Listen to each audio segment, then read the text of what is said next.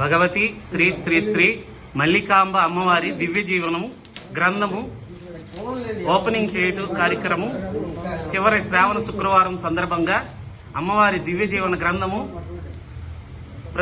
ఆవిష్కరణ జరుగుతున్నది.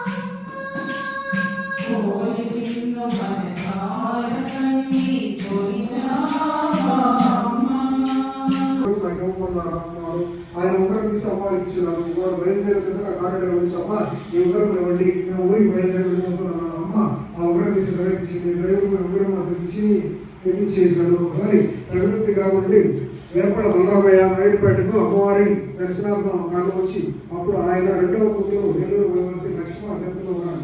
గాజుల అమ్మవారి ఆ లక్ష్మణ తన చేతుల్లో చేవారు ఎవరికి దేనినట బంగారు మహిమ మహిమ పెద్ద జరుగుతున్నది.